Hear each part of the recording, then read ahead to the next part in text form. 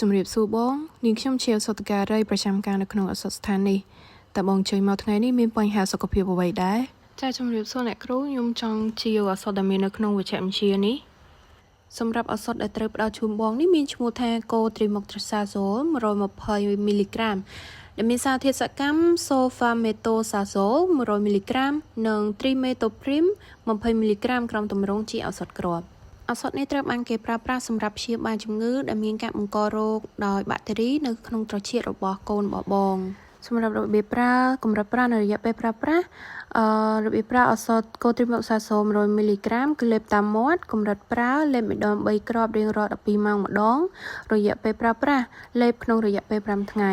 ផលរំខានរបស់ឱសថគឺវាធ្វើឲ្យមានអារម្មណ៍មិនស្រួលខ្លួនរាគនិងឈឺក្បាល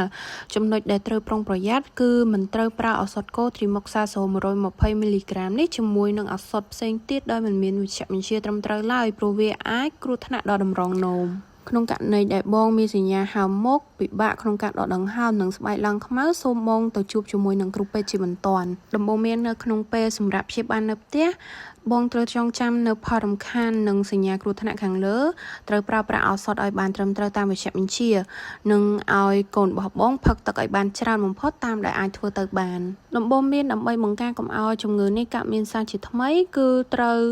ជៀសវាងកុំឲ្យមានការកើតជំងឺផ្ដាសាយញឹកញាប់មិនត្រូវឲ្យកូនរបស់បងលេងទឹកចូលត្រចៀកហើយមិនត្រូវរកឆ្កៀលក្នុងត្រចៀកដោយវត្ថុមិនស្អាតឡើយអញ្ចឹងតើបងចាំអំពីរបៀបប្រើកម្រិតប្រើនិងរយៈពេលប្រើប្រាស់ដែរទេបងចាអ្នកគ្រូខ្ញុំដូចជាចាំអត់សូវបានចាបងខ្ញុំនឹងសង្ខេបឡើងវិញនៅចំណុចសំខាន់នៃការប្រើប្រាស់ឱសថកូត្រីមុកសាសូលជូនបងត្រូវលេបឱសថកូត្រីមុកសាសូល120មីលីក្រាមនេះ